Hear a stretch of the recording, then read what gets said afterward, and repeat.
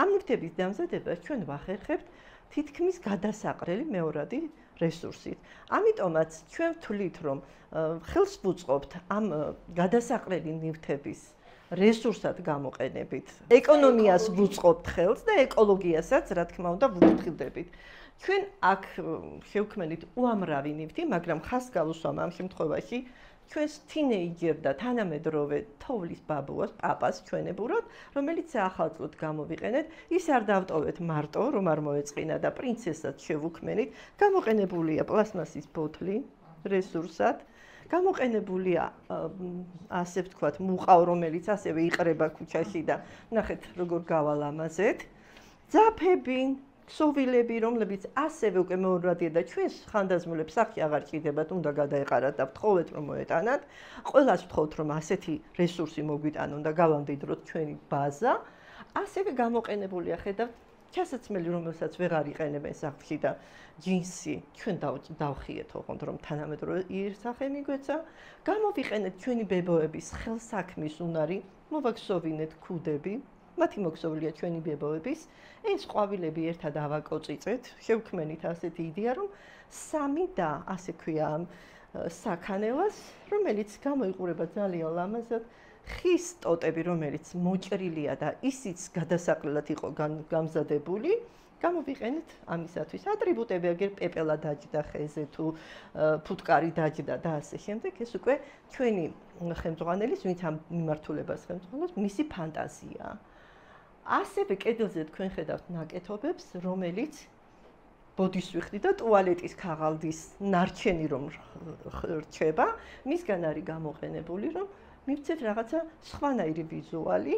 შიგნით გამოყენებულია კადრები, რომელიც ჩვენი სამსახურის დაწყებას უკავშირდება, გახსნის მომენტია აღნიშნული ცენტრალურ სურათზე, გამოყენებული გვაქვს ბისერები. ეს რესურსი, რა თქმა უნდა, ვიყიდეთ, ოღონდ ბებოებთან ერთად ვიზრუნეთ იმაზე, რომ 12 რეგიონი საქართველოსი გამოგვეხატა და თან პატარა სახლები ნახეთ დავსვით, სადაც ავსტრიის განვითარების ფონდის მიერ არის დაფინანსებული 3 რეგიონი. შიდა ქართლში გორი, ჩვენთან ბოლნისში კაზრეთი და დმანისის მუნიციპალიტეტში ეს ოფისი, რომელშიც ახლა ვიმყოფებით. საინტერესო აგრეთვე ყვავილების მოვლაც კი, ესეც ბებოების მოტანილია, გადარგეს, უვლიან, რწყავენ. ეს არის მათი ნახელავი, როდესაც ცალიათ და სურვილი აქვთ, რომ მოქსოვონ, ქსოვენ ყველაფერს. ჩანთებს, კაბებს, ზედატანებს, რომლებიც გააქვთ მერე ღონისძიებებზე, მაგალითად, სახალხო დღესასწაულზე დმანისობა, ან უბრალოდ ზაფხულში ხალხმრავლობაა ჩვენთან პარკთან ახლოს ცხოვრობთ და მათ ნამუშევრებს ვყიდით და ისევე მათ კეთილდღეობას ხმარდება მერე. ეხლა მე წარმოგიდგენ ძალიან საინტერესო ექსპონატს, ეს გახლავთ პანდემიის დროს შექმნილი ექსპონატი.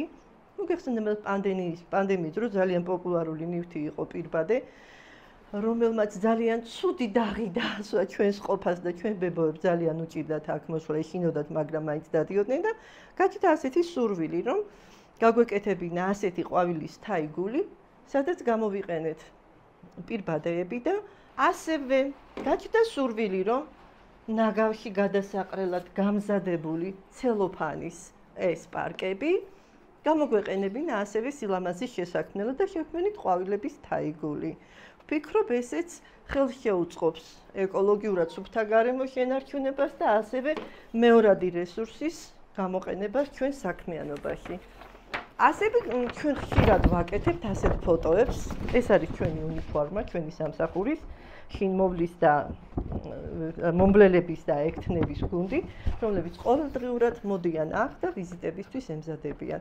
ეს არის ფოტო შექმნილი იმისათვის, რომ მათი ღვაწლი მომავალ თაობამ ეს სამსახური გააგრძელებს მუშაობას ბუნებრივია, მაგრამ თანამშრომლები ვინ იყვნენ, რომ შემორჩეს ისტორიას, ასეთ კადრებს ვინახავთ ჩვენ.